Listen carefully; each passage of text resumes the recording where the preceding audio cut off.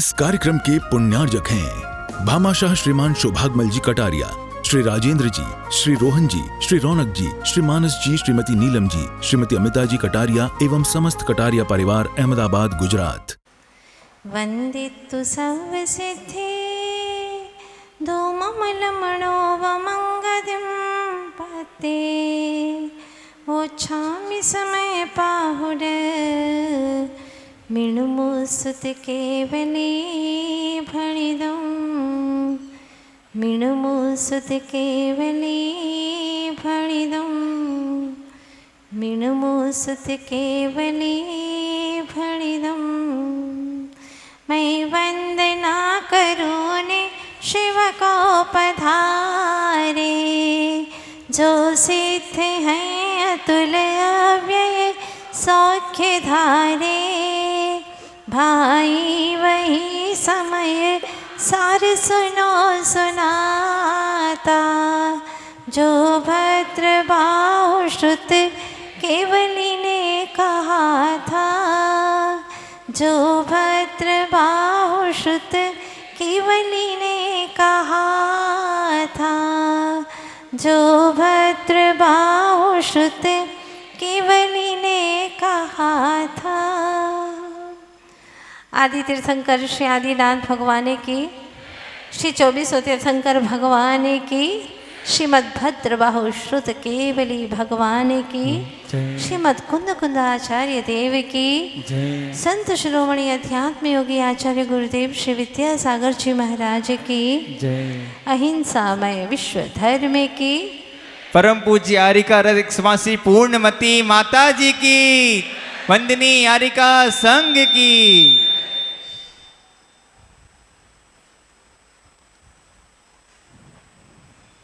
शुद्ध केवली भगवान 6वें से 12वें गुण स्थान तक जो विराजमान रहते हैं, व्यवहार से द्वादशांग के ज्ञाता और निश्चय से निशुद्धात्म स्वरूप के ज्ञाता, ऐसे शुद्ध केवली के द्वारा दर्शाया गया और कुंद कुंद स्वामी के द्वारा यह लिपिबद्ध किया गया महाग्रंथराज आज हमारे हाथों में है।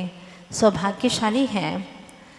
हमें दुनिया में दुनिया की बातें मिलती हैं, लेकिन अपनी बात, अपनी वार्ता, अपनी कथा और अपनी कथा में भी विकारों को हटा करके निज शुद्धात्म तत्व की कथा, कि मैं असली में कैसा तत्व हूँ जो वर्तमान में अनुभव में नहीं आ रहा है, दिख नहीं रहा है, फिर भी मैं कैसा हूँ, कैसी क्षमता है, कैसी सामर्थ्य है मेरी, आखिर क्या स्वरूप है मेरा, क्या शक्तियाँ हैं मुझ में, ये सारी बात कहने वाला समयसार ग्रंथराज, जिसको सुनने के बाद में लगता है अब कुछ सुनना शेष ही नहीं रहा, जिसको अनुभव करने के बाद में कुछ भी अनुभव में शेष नहीं रहता। एक बार इस तत्व में रमने के बाद में अनंत काल तक के लिए अपने में ही रम जाते हैं। बाहर में आने की जिन्हें खबर ही नहीं रहती, आंखें मूंद जाती हैं और पता नहीं कब ज्ञान चक्षु खुल जाते हैं और पूर्ण ज्ञान को प्राप्त हो जाते हैं, सिद्धत्व का अनुभव कर लेते हैं। अहो अहो, ऐसा निर्ग्रंथों की अनुभूति से लिखा गया ग्रंथराज, जिसे अनंतों बार प्रणाम करने का मन करता है। सौभाग्यशाली है। सच पूछो तो समय सार में अनुभव करने का ही मन करता है। बस आंख मूंदे और अपने भीतर समाहित हो जाए। वैसे भी हमारी यात्रा अंदर से ही शुरू होती है और अंदर में ही पूर्ण होती है। बड़ी आनंद करने वाली यात्रा है यहाँ। जब आप शिखर जी को जाते हैं तो आपकी यात्रा कहाँ से शुरू होती है? जब आप शिखर जी जाते हैं तो आपकी यात्रा कहाँ से शुरू होती है? बोलो। घर से। घर से यात्रा शुरू होती है, शिखर जी से नहीं होती, ध्यान रखना। शिखर जी का लक्ष्य बनाया है, शिखर जी जाने का लक्ष्य बनाया है, तो यात्रा शुरू कहाँ से होती है? घर से। मुहूर्त करके आप लोग जाते हैं। पहले के समय में लोग जब यात्रा करने को निकलते थे तो कई कई दिनों तक यात्रा में लग जाता था। बैलगाड़ी में जाते थे। पहले तो फ्लाइट था नहीं कि सवेरे गए और शाम को लौट करके आ गए या कि दूसरे दिन लौट करके आ गए, ऐसा नहीं था। बैलगाड़ी में जाते थे, कुमकुम पत्रिका छपाते थे, सारे आसपास के रिश्तेदार लोगों को बुलाते थे और एक जलसा होता था। इसके बाद में कुमकुम तिलक लगा करके फिर वह राजी खुशी शिखर जी की यात्रा को प्रयाण करती थी। यात्रा की शुरुआत घर से और यात्रा की पूर्णता जब तक घर पे ना आओ तब तक यात्रा की पूर्णता नहीं होती। अगर मान लो बीच में ही कुछ गड़बड़ हो गया तो लोग कहते देखो बेचारा बीच में ही चला गया, यात्रा भी पूरी नहीं कर पाया, घर तक नहीं आ पाया, घर तक नहीं पहुंच पाया। यात्रा घर से शुरू और घर पे ही पूर्ण। लेकिन आज तक बाहर की यात्रा करके भी हम अपने अंतर जगत की यात्रा को समझ ही नहीं पाए। यद्यपि बाहर की यात्रा में थकान है, काफ़ी समय यूँ ही चला जाता है, काफ़ी बातें होती हैं, वार्ताएं होती हैं, लेकिन अंतर जगत की यात्रा तो अद्भुत है।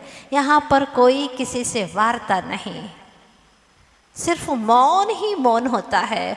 और जितना मौन सधता है, म ऊ और न, मऊन। म यानी मध्यलोक, ऊ यानी ऊर्ध्वलोक और न यानी नरक लोक। तीनों लोक की यात्रा करना है तो बाहर से भी मौन हो जाओ और भीतर से भी मौन हो जाओ। एक एक शब्द में कितना रहस्य छिपा हुआ है। मौन, तीन लोक का अधिपतित्व, तीन लोक का नाथ बनना है तो मौन तो रखना पड़ेगा। मौन का मतलब यह है किसी से बात करने का कोई भाव ही नहीं। किससे बात करो? जिससे बात करना है वह तो बिना बोले भी समझता है जिससे बात करना है। उसके लिए भाषा की कोई ज़रूरत नहीं है। भाव है तो भाषा की ज़रूरत नहीं है। श्रद्धा है तो शब्द की कोई ज़रूरत नहीं है। इसीलिए आपको शब्दों पर नहीं जाना है। कहते हैं ना, गुजराती में क्या कहते हैं, हृदय पर जो प्रभुनु आसन होए, हृदय पर जो प्रभुनु आसन होए अने मन पर जो प्रभुनु शासन होए, अने मन पर जो प्रभुनु शासन होए तेनु जीवन हमेशा मधुबन होए। हाँ, हमेशा मधुबन होता है उसका जीवन। उसको कोई दुनिया की दरकार नहीं होती, क्योंकि मन पर प्रभु का शासन है, हृदय पर प्रभु का आसन है। और क्या चाहिए? अब कुछ नहीं चाहिए प्रभु तुझे पा करके। लेकिन प्रभु को जब तक नहीं पाता, निज प्रभु को जब तक नहीं देखता, तब तक बाहर के इन संसारी जीवों को, अज्ञानी जीवों को, भोगी जीवों को, विषयी जीवों को दिन भर देखता है, टुकुर टुकुर देखता है, उन्हीं के बारे में सोचता है, उन्हीं से बात करता है, उन्हीं के लिए क्रियाएं करता है, सब कुछ उनको समर्पित कर देता है। आज तक चेतनात्मन तूने अपने आप के लिए क्या समर्पित किया? अपने परमात्मा के लिए क्या समर्पित किया? बता। 24 घंटे में 24 सेकंड भी क्या अपनी परमात्मा के लिए दिए? नहीं, रुचि ही नहीं है। जिस परमात्मा ने मुझे मेरी निधि बताई, मेरी अपनी खोई निधि का ठिकाना बताया, उस परम परमात्मा प्रभु तीर्थंकर देव के लिए मिलने का भी अंतर में कोई समय नहीं है। प्रभु के पास में भी जाता है तो कभी द्रव्य से मिलता है, कभी माला से मिलता है, कभी ग्रंथ से मिलता है, लेकिन निर्ग्रंथ स्वरूप अपने परमात्मा से तो मिलता ही नहीं है, मिलता ही नहीं है। सोचना आप लोग, माता जी मंदिर जाने के बहाने क्या है ना, बहुत सारे लोगों से मिलना हो जाता है, नहीं तो घर पे तो कुछ होता ही नहीं है। हाँ, लोग देखते रहते हैं किससे बात करती हैं, कितना मिलती है, बहुत दिक्कत है। कम से कम मंदिर के निमित्त से आ जाते हैं, लोगों का चेहरा देखते हैं तो अच्छा लगता है। हाँ, घर भी गली में है तो किसी का चेहरा दिखता ही नहीं है, दीवारें दिखती हैं। हे भगवत आत्माओं, क्या होगा तुम्हारा? अगर तुमने दुनिया को देखा भी तो क्या मिला बताओ? क्या मिला दुनिया को देखने से? उनकी हरकतें, उनकी नादानी, उनकी अज्ञानता, बस यही। ये क्या खा रहा है, कैसा चल रहा है, क्या पहना है, कैसी एक्टिविटीज़ है इसकी, यही देखा ना। क्या मिला उससे? अगर तुम्हें देखना ही है पर पदार्थों को तो चलो देखो देखो देखो, खूब देखो, लेकिन ऐसे पर पदार्थ को देखो जो पर को देखते ही नहीं, जो पर को देखते ही नहीं। ऐसे परम प्रभु परमात्मा को देखो, वाह, जो किसी को देखते ही नहीं। कम से कम वो शिक्षा तो मिलेगी कि चेतन, आखिर तू कब तक देखता रहेगा, कब तक देखता रहेगा इस दुनिया को जहाँ तुझे कुछ भी मिलने वाला नहीं है। मेरी तरफ देख,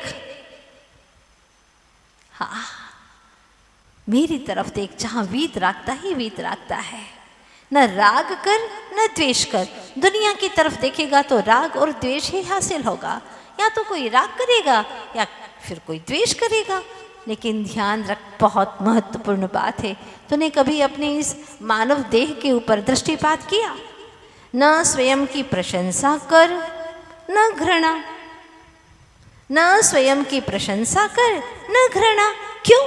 क्योंकि अपनी तारीफ करना अब तू बंद कर, अपनी तारीफ करना बंद कर, क्योंकि अपनी पीठ थपथपाए ऐसी कोई गुंजाइश, ऐसी कोई प्रकार की अनुकूलता तुझे नाम कर्म ने नहीं दी है इस शरीर के लिए कि तू अपनी पीठ को थपथपा सके। इसलिए अपनी तारीफ और प्रशंसा करना बंद कर। ये शरीर ही तुझे ऐसा मिला है कि तू अपनी पीठ तो थपथपा नहीं सकता। थपाएगा तो यहाँ पर, पीठ तो थपथपा नहीं सकता, ध्यान रखना। दूसरी बात, स्वयं से घृणा करना भी, नफरत करना भी बंद कर। क्यों? हाँ, क्योंकि स्वयं को लात मार सके ऐसी भी ताकत तुझे तेरे कर्मों ने नहीं दी है। बात समझने की है। ना तो घृणा कर और न ही प्रशंसा कर। तो क्या करूं? शांत भाव से आगे कुंद कुंद महाराज कहने वाले, नादा जो सूद सोचे वह आत्मा तो जैसा है वैसा है, बस सहज सहज रहो, वाह, बस। न राग न द्वेष, ऐसी दशा। न अपने आप को हीन मान और न ही अपने आप की झूठी प्रशंसा कर। अपने आप को हीन मानना भी बहुत बड़ा पाप है। मैं तो कुछ कर ही नहीं सकता, मैं तो कभी भगवान बन ही नहीं सकता, मैं व्रती बन नहीं सकता, मुझसे कुछ नहीं हो सकता, मेरे पास में कुछ भी नहीं है, मैं कुछ करने जैसा हूँ ही नहीं। ये क्या है? जिसने अपने आप को इतना दीनहीन मान लिया वो व्यक्ति कभी भी अपने आप को आगे नहीं बढ़ा सकता। मानस को उन्नत रखो। उन्नतम मानसम यस्य भाग्यम तस्य समुन्नतम। जिसका मानस उन्नत है उसका भाग्य भी समुन्नत होता है। इसलिए कुंद कुंद स्वामी ने कह दिया, तू भगवान है निश्चय से। भगवान हो सकता है जब पर्याय में प्रकटता आ जाएगी, जब अपनी दशा में, जब अपने पुरुषार्थ से तेरे भीतर में वो भाव जागृत होगा तो तेरा छिपा हुआ परमात्मा भी प्रकट हो जाएगा। तुझ में वो सामर्थ्य है, हर आत्मा में वो सामर्थ्य है, हर आत्मा परमात्मा हो सकता है। कितनी बड़ी बृहद घोषणा की है प्रभु ने। तो भगवान हो सकता है। हम तो व्रती नहीं बन सकते, बहुत कम एक के दुख के व्रती हैं अहमदाबाद में, बन ही नहीं सकते। क्यों नहीं बन सकते? हमारे अंदर इतनी हैसियत नहीं है। हैसियत क्या चाहिए? कोई धन दौलत चाहिए? जो धन दौलत का परिग्रह वो कम करना है, ये तो बहुत इजी हो गया और सरल हो गया। इकट्ठा करना ही नहीं है। जो तुमने व्यर्थ का कचरा इकट्ठा करके रखा है उसको अलग करना है, व्रती हो जाओगे। पंच अणुव्रतों को धारण करोगे, व्रती हो जाओगे। और फिर कर्मों की भी इतनी हैसियत नहीं जो तुम्हें नरकों में डाल दे, कर्मों की भी इतनी हैसियत नहीं जो तुम्हें पशु गति में ले जाए, नहीं हैसियत उनकी। नियम से जो व्रती बनेगा वह स्वर्ग में ही जाएगा। सिद्धांत है ये, कर्म सिद्धांत है। अगर अपना भव सुधारना चाहते हो तो व्रती बनो, व्रतों को अंगीकार करूं, वरना जिसकी दुर्गति का, बुरी आयु का बंध हो जाता है, उसको व्रत ग्रहण करने का भाव भी नहीं आता।